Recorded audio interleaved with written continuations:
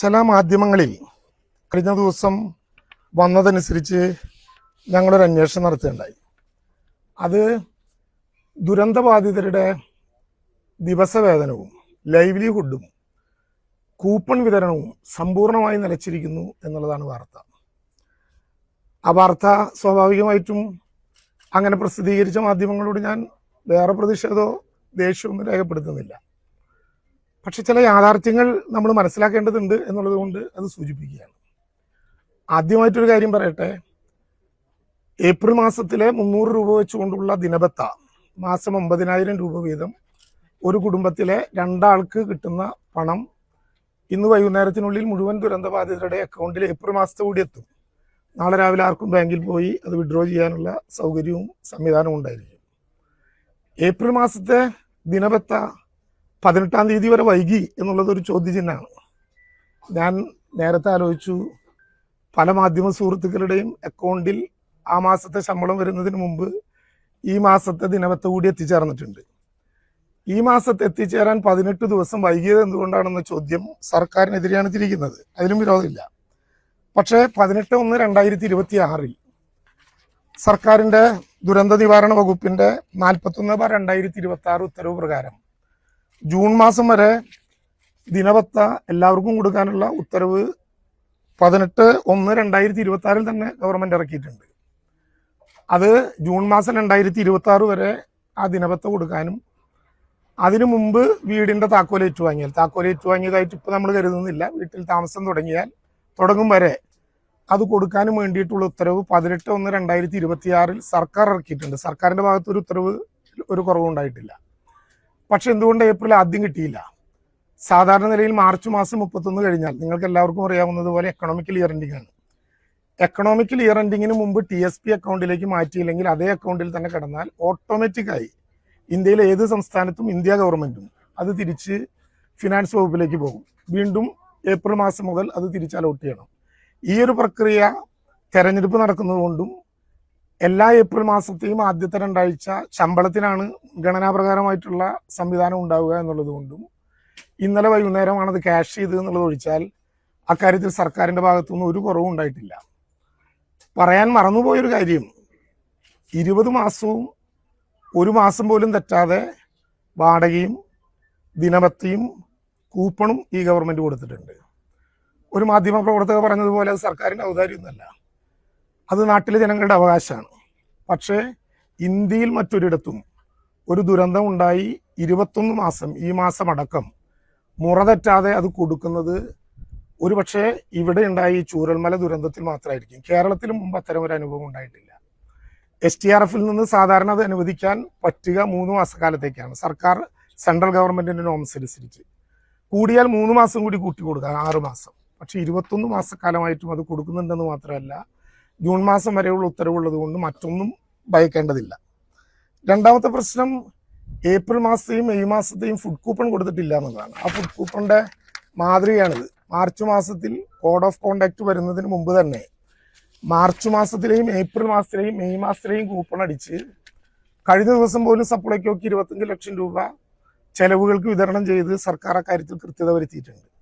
ഏതെങ്കിലും സ്ഥലത്ത് അത് വിതരണം ചെയ്യേണ്ട കുടുംബശ്രീ അംഗങ്ങൾ അത് കൊടുക്കാൻ തെരഞ്ഞെടുപ്പുമായി ബന്ധപ്പെട്ട എന്തെങ്കിലും കാലതാമസം ഉണ്ടായിട്ടുണ്ടെങ്കിൽ അത് പരിശോധിക്കുകയും കിട്ടിക്കൊണ്ടിരിക്കുന്ന എല്ലാവർക്കും മാർച്ച് മാസത്തിലെയും ഏപ്രിൽ മാസത്തിലെയും മെയ് മാസത്തിലെയും ഇത് കിട്ടിയിട്ടില്ലേ എന്ന് ഉറപ്പുവരുത്താൻ ജില്ലാ ഭരണകൂടം ആവശ്യമായ സംവിധാനം ഉണ്ടാക്കുകയും ചെയ്യും. ഇതാണ് ഒന്നാമത്തെ കാര്യം. രണ്ടാമത്തെ കാര്യം, ഇവിടെ ഉണ്ടായ ക്രാക്കിനെ സംബന്ധിച്ച്, അതിപ്പോൾ ഒരു വീട് പൂർത്തിയായാൽ വീട് പൂർത്തിയായ വഴിക്ക് വീട് കൊടുക്കാൻ പറ്റില്ല. ആ വീടിൻ്റെ മുകളിൽ 24 മണിക്കൂർ വെള്ളം അടിച്ചു നിർത്തി വെള്ളം കിനിയുന്നുണ്ടോ എന്ന് നോക്കും. അപൂർവമായി ചില സ്ഥലത്ത് അങ്ങനെ കിനിയും. അങ്ങനെ കിനിഞ്ഞൊരു വീടാണത്. കുറച്ചു ദൂരം അങ്ങനെ കിനിഞ്ഞിട്ടുണ്ട്. ഒരു ഷിങ്ക് എന്ന് പറയും. അങ്ങനെ വരുന്നതിന് ചുറ്റും കടലാസ് പെൻസിൽ കൊണ്ട് ഒരു സാധനം രേഖപ്പെടുത്തും.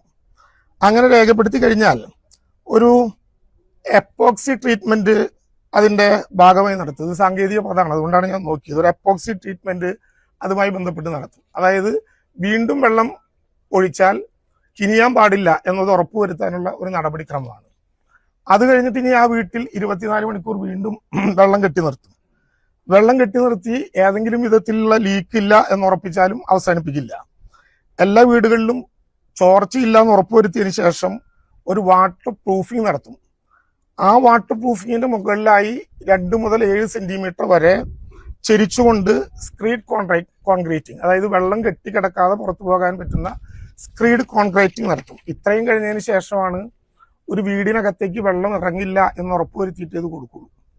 വീട് കൊടുക്കുന്നതിന് മുമ്പ് ആദ്യം ഊരാളുകൾ തയ്യാറാക്കിയാൽ എല്ലാവിധ സാങ്കേതിക പരിശോധന നടത്താൻ പറ്റുന്ന കിഫ്കോണിന്റെ ടീം സംയുക്ത പരിശോധന നടത്തും. ഊരാളുങ്കരും കിഫ്കോണുമായി സംയുക്ത പരിശോധന നടത്തും. എന്നിട്ടും തീർന്നില്ല. ആ സംയുക്ത പരിശോധനയ്ക്ക് ശേഷം ആരാണോ വീടിന്റെ ഉടമസ്ഥൻ, ആ വീടിന്റെ ഉടമസ്ഥനും ഊരാളുങ്കലും കിഫ്കോണും കൂടി വീണ്ടും സംയുക്ത പരിശോധന നടത്തും.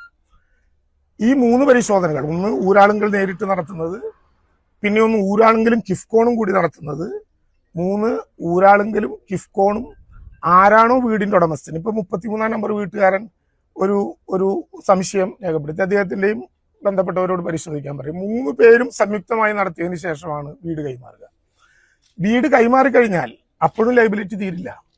വീട് കൈമാറിക്കഴിഞ്ഞാൽ ഒരു ക്രാക്ക് ഉണ്ടായാൽ സർക്കാരാണോ സമാധാനം പറയേണ്ടത്? അല്ല. പക്ഷെ ആരും സമാധാനം പറയാനുണ്ടോ? ഉണ്ട്. 5 വർഷത്തേക്ക് സിവിൽ വർക്കുകൾക്ക് ഒരു ഡിഫക്റ്റ് ലൈബിലിറ്റി ഉണ്ട് എന്ന് നമ്മൾ നേരത്തെ ഉറപ്പിച്ചിട്ടുണ്ട്.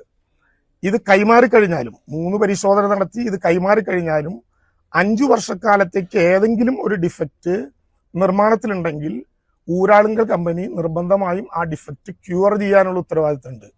ക്യൂർ ചെയ്തില്ലെങ്കിലോ, ക്യൂർ ചെയ്യും വരെ ഒരു നിശ്ചിതമായ സംഖ്യ, എനിക്ക് തോന്നുന്നത് 2.5% സംഖ്യ ഓരോ വീടിന്റെ പേരിലും ഉള്ളത് സർക്കാർ പിടിച്ചു വയ്ക്കും.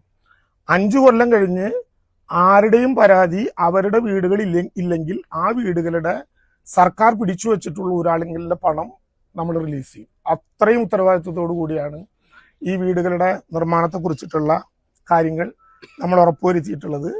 സ്വാഭാവികമായിട്ടും മാധ്യമ സുഹൃത്തുക്കൾ ഇത്തരം കാര്യങ്ങൾ ശ്രദ്ധയിൽപ്പെടുത്തുന്നത് വളരെ ഗുണകരമാണ്. ഞങ്ങൾക്കത് പരിശോധിക്കാൻ. പക്ഷെ ഇല്ലാത്ത ആശങ്ക ദയവായി ഏതെങ്കിലും തെറ്റിദ്ധാരണകൾ ഉണ്ടെങ്കിൽ നേരിട്ട് ചോദിച്ച് ബന്ധപ്പെട്ടവരോട് ചോദിച്ച് ഉറപ്പാക്കിയതിനു ശേഷം പറയുകയായിരിക്കും നല്ലത്. അപമാനിക്കപ്പെടുന്നത് സർക്കാരല്ല, അപമാനിക്കപ്പെടുന്നത് ഊരാളുങ്കലോ കിഫ്കോണോ അല്ല, അപമാനിക്കപ്പെടുന്നത് നമ്മളെല്ലാവരും ചേർന്നിട്ടുള്ള കേരളമാണ് എന്ന കാര്യത്തിൽ നമുക്ക് ഒരു ഉത്തരവാദിത്ത ബോധം മറ്റെല്ലാവരെ പോലെ നമുക്കും ഉണ്ടാകണം.